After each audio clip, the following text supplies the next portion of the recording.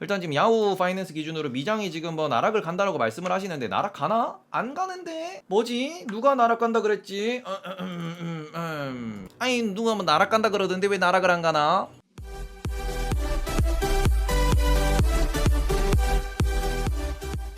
네이버보다 재미있는 테이버. 자, 일단 보시면은 나온 게 뭐냐면은 요게 걱정되는 포인트긴 하죠. 1분기 GDP가 마이너스 1.5%다. 근데 이제 요거를 아까 채팅창 봤는데도 말씀을 안 드린 이유가 뭐냐 그러면은 요거에 대한 내용이 이미 어디서 나왔냐? 여기 있었어요.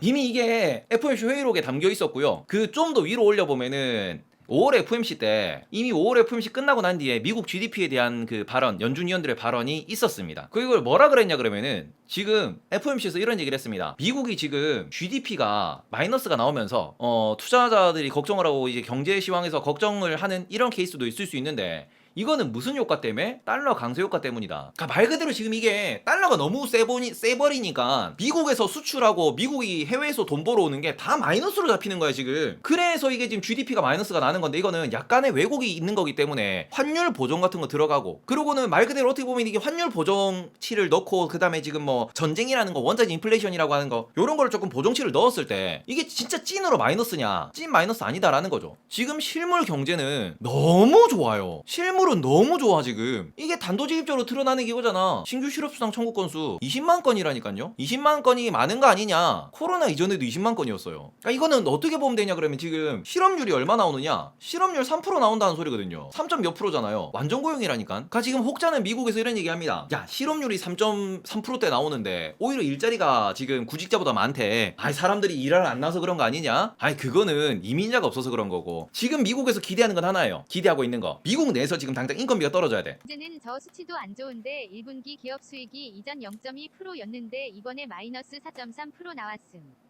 기업 실적이 안 좋아진 게 문제라서.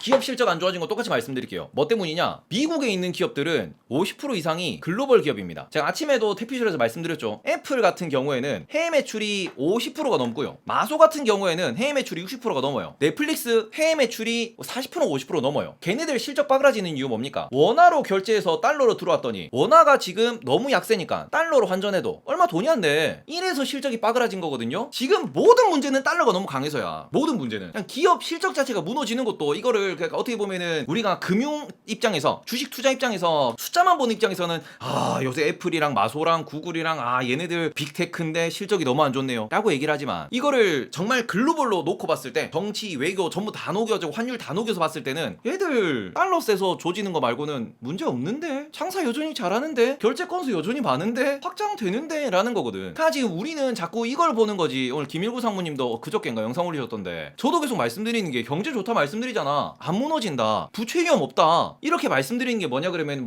지금 저축률이 얼마나 되고 그리고는 뭐시 어쩌고저쩌고 다 뭐 위기다 위험하다 경기 침체 온다 금리를 올리면 안 된다 뭐 조진다 어쩐다 이런 얘기 하는데 여전히 그래서 공장 안 돌아가요? 실업자가 시장에 이렇게 실업자가 많아가지고 문제가 생겨요? 아니지. 지금 문제가 되는 건 인건비가 너무 높아서죠. 그리고 인건비를 낮출 수 있는 이 포인트가 가장 중요한데 미국 내에서는 이거 뭡니까? 이민자 오케이. 요게 언제부터? 6월부터 국경 엽니다. 미국 지금 남미 국경을 열어요. 이민자가 유입돼요. 그러면 어떻게 돼요? 인건비가 떨어져요. 요러고 난 뒤에 미국 내에서의 인건비 상승률이 꺾이는지 안 꺾이는지가 단기적으로는 어떻게 보면 미국에서 지금 제일 중요한 이벤트예요.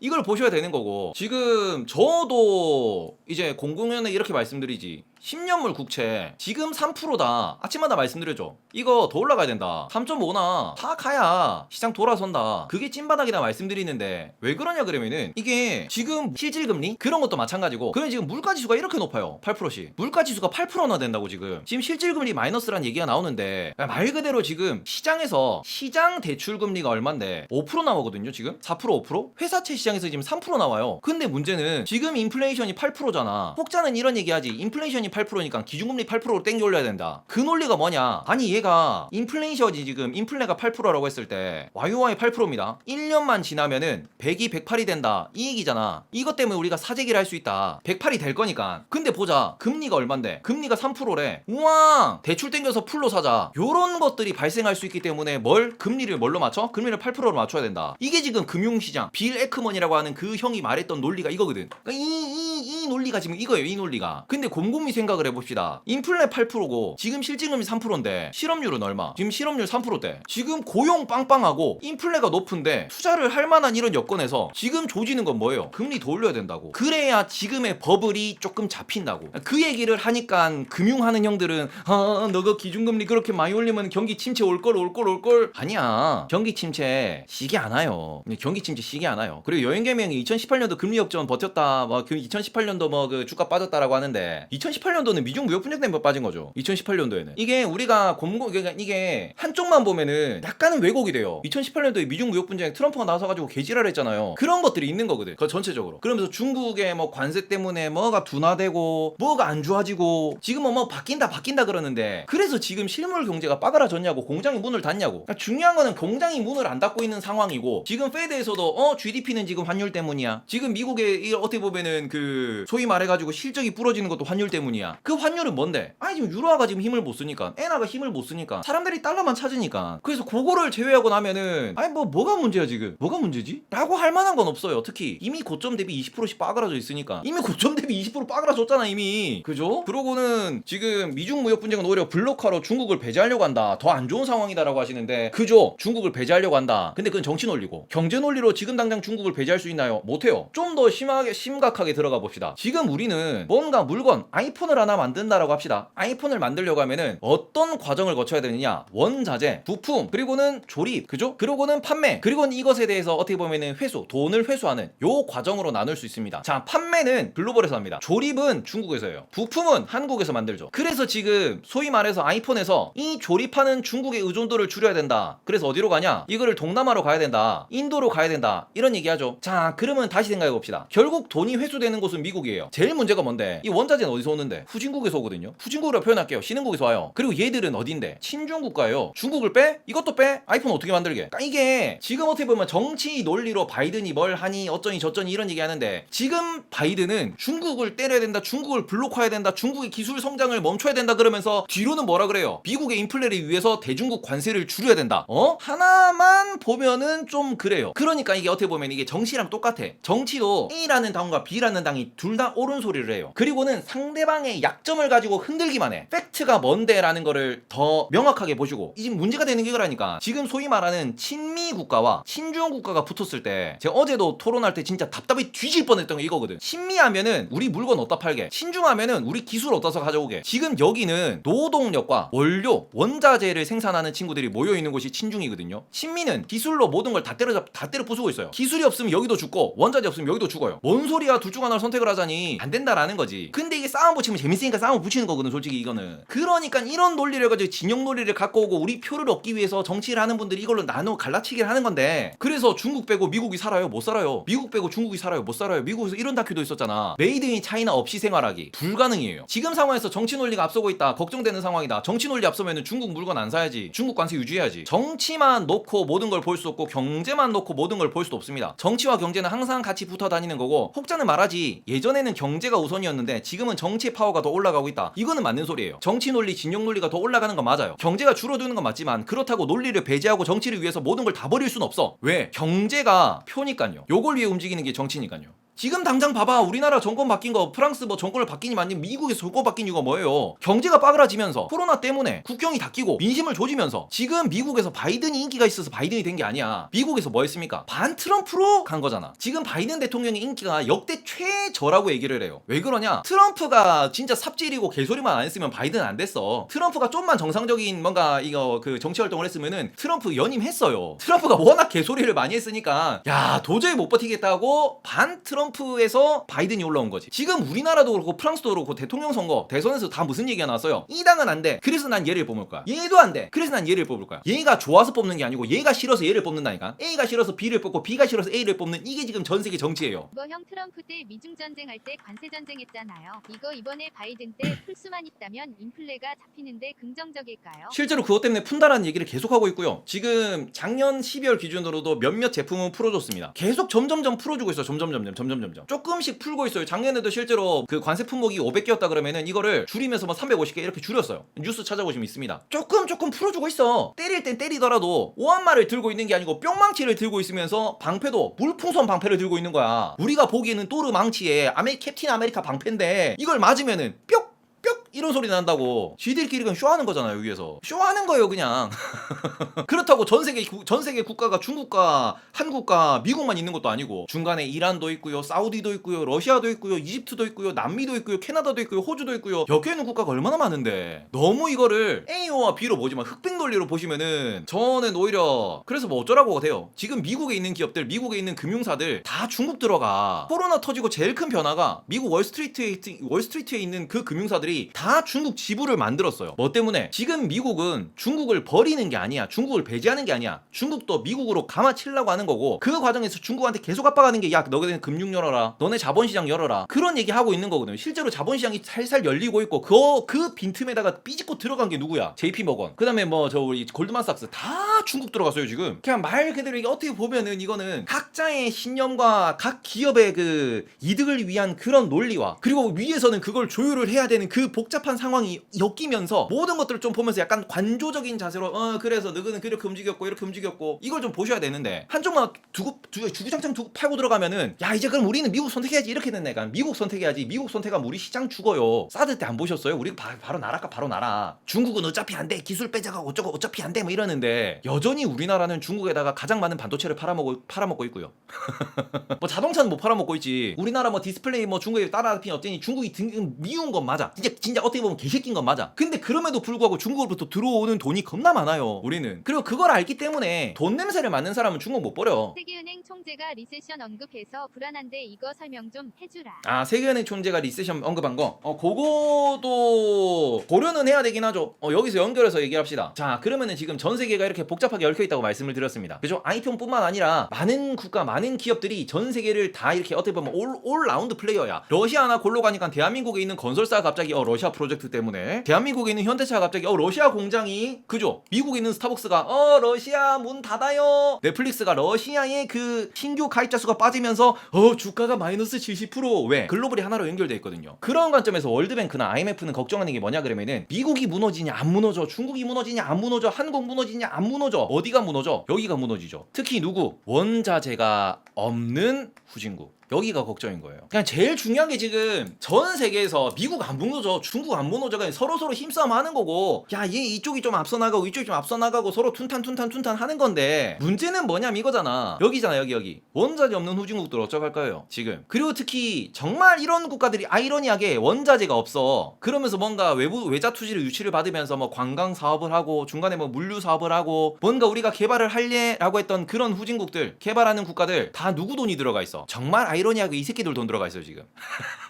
정말 아이러니하게 중국 새끼들 돈이 들어가 있어 여기 지금. 그리고는 중국이 지금 뭐합니까? 여기서 지금 화교 특유의 장사 마인드를 하는 거거든요. 장사 마인드 어떻게 하냐 이거 말 그대로 이거죠. 후진국에서는 이거 합니다. IMF 끼고 월드뱅크 끼고 우리 요거 부채 탕감 좀 해주세요 요런 얘기 하는데 중국은 NO! NO 하는 거지 NO. 그러니까 지금 이래서 얘들 부채 터지고 하면은 이게 어디로 튈지 모르거든. 그리고는 또 한 가지 미국이 기준금리를 올린대요. 이러다 보니까 어디서부터 돈이 빠져나갔다? 중국에서 실제로 돈이 빠져나가서 미국으로 갔고요. 한국에서 지금 돈이 빠져나가서 미국으로 갔습니다. 그래서 중국이랑 한국이 망하냐? 안 망해. 근데 누가 망해요? 여기서는 돈이 빠져나가는 게 아니고 골수가 빠져나가. 여기서는 그러니까 여기는 약간 그 한국이랑 중국은 헌혈하는 느낌이거든요.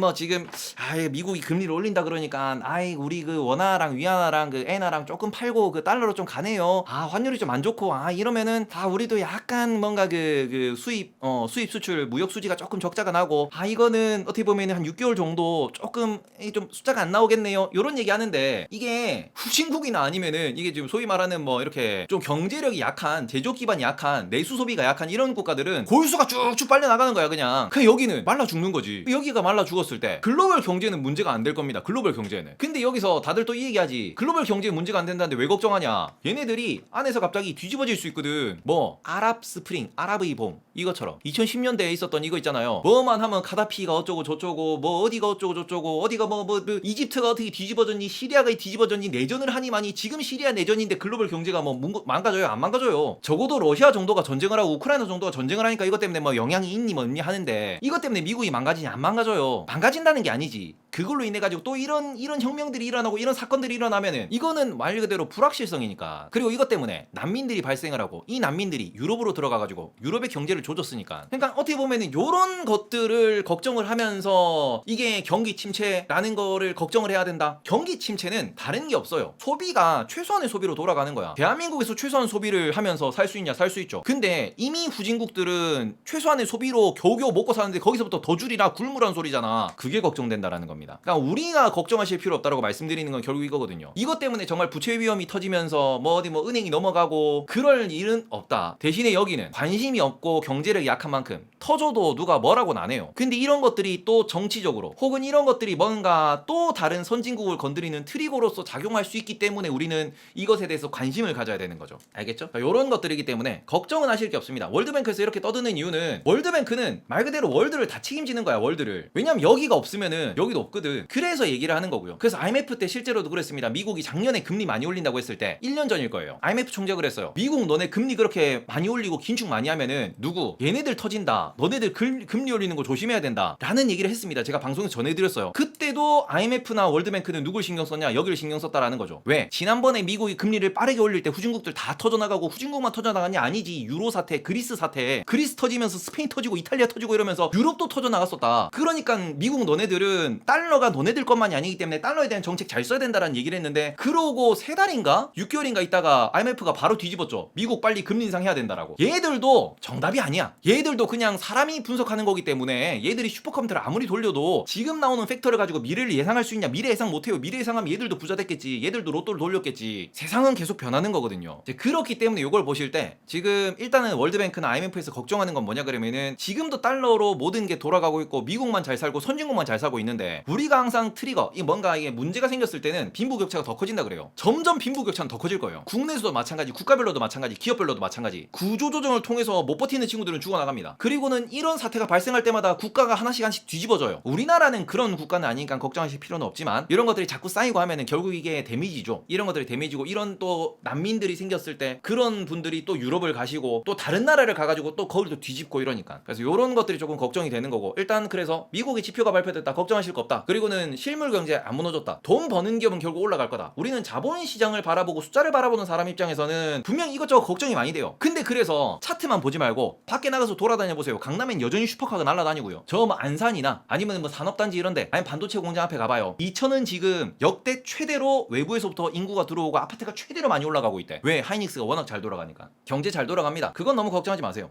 그래서 요런 것들은 그 너무 이렇게 크게 뭐 걱정을 하신다거나 그러지 마시고 지표 하나 나와가지고 지수가 흔들린다. 그러면 그게 게임이죠. 모든 것들은 어떻게 보면은 이것저것이 복잡하게 얽혀가지고 들어가는 거기 때문에 야 GDP가 안 좋게 나왔는데 왜 S&P가 올라가요? 올라가는 이유는 많이 빠졌기 때문이고 그 베이스는 숫자 하나하나 지표 하나하나가 아니고 실물 경제라는 거. 그리고는 그런 것들이 모두 다 반영된 정치적인 경제적인 이런 논리가 다 반영된 심리라는 거. 그런 심리 상황이기 때문에 너무 걱정하지 마시고 자 우리는 지구가 당장 멸망할 거라고 언제 말했습니까? 1999년 12월 31일 Y2K 기억하시죠? Y2K 망한다 그랬어. 모든 컴퓨터가 핵발사 버튼을 지가 스스로 눌러가지고 지구가 멸망 컴퓨터가 멈춘 뭔 개소리야. 뭐 화성이 유성이 떨어져가지고 우리 뭐 때문에 뭐 갑자기 태양풍이 와가지고 외계인이 와가지고 지구는 멸망을 개뿔 뭘 멸망을 해요. 너무 걱정하지 마시고 걱정을 하는 것보다는 우리가 뭘로 먹을까라는 생각을 하시고 내 생각이 또 틀렸네. 아 진짜 짜증나네 하면서 맥주 한잔 하면서 야 3개월 쳐 물리겠다 이러면서 웃어 넘기는 게 투자판에서는 제일 중요한 미덕이다 라고 다시 한번 정리해서 말씀드리도록 하겠습니다. 미국 GDP가 마이너스인데 왜 주가는 올라갈까요?